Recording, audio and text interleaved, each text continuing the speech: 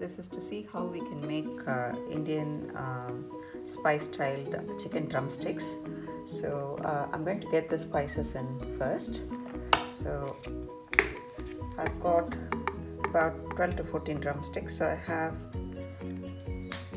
a teaspoon of turmeric powder, and I'm adding some kasuri methi, or this is dried leaves of the methi, which gives it a nice flavor as well. I'm adding a tablespoon of garam masala. I'm adding 2 tablespoons of coriander powder. So this is rough estimate of the ingredients depending on how much of chicken you're going to add. So I'm adding some chili powder, and then a tablespoon of cumin powder, and most importantly, salt. So I'm going to add a tablespoon because I have a large portion of chicken to marinate. And with this, I'm going to add 3 tablespoons of ginger garlic paste, so this I can mix with a little bit of water and curd now. So to this I'm adding in some yogurt or curd, and just enough water to make it to a paste. I'm adding some water.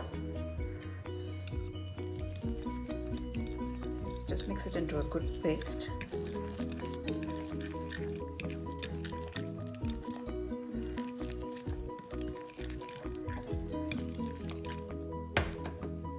So the marinade needs to be smooth enough into a paste but runny enough to coat the chicken.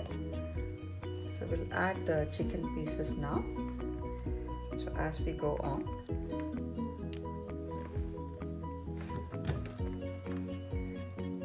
so every 2 or 3 pieces that you add, make sure you give it a mix so it gets coated, and they've all been slit through the skin to make sure that some of the masala enters the chicken inside as well, and then we'll cook it. So that's all the chicken well coated and marinated. You can cook it straight away, but for better results you can leave it in the refrigerator because it has a drying effect and will give a better roasted effect. So you can leave in the refrigerator for about 20 minutes or overnight and then cook it.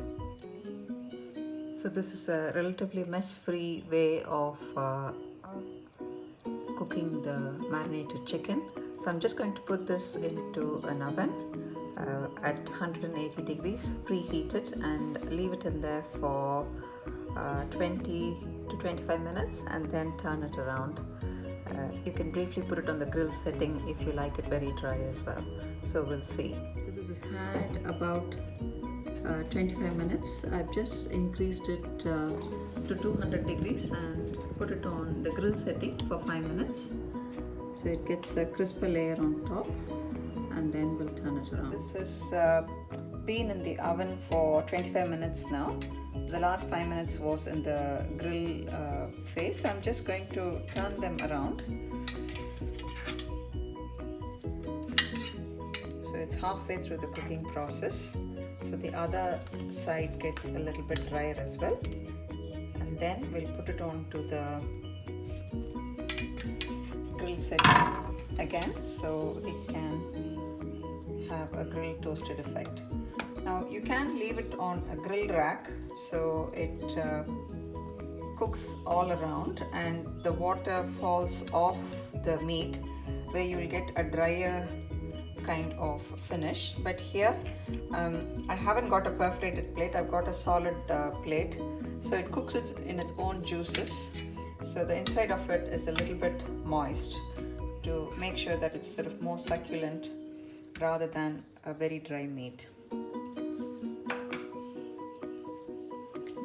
This is going to go back into the oven for another 20 minutes to cook on this side. So you can see that it has started to crispen a little bit, and it's pulling off the bone here, which shows that it's nearing completion. I'm just dotting it with a few drops of cooking oil. I'm using sunflower oil here. You can use any of your choice which hasn't got any intrinsic taste to it. So I'm going to put this back in the oven, and I'm going to put it into the grill setting at 220 degrees for 5 minutes, and then switch the oven off for another 5 minutes to get the completely roasted effect. So that's an hour in the oven. So it's had 20 minutes on one side with 5 minutes of grill time, and then we've turned over. It's 20 minutes again of oven time and 5 minutes of grill, and then it's switched off for 10 minutes.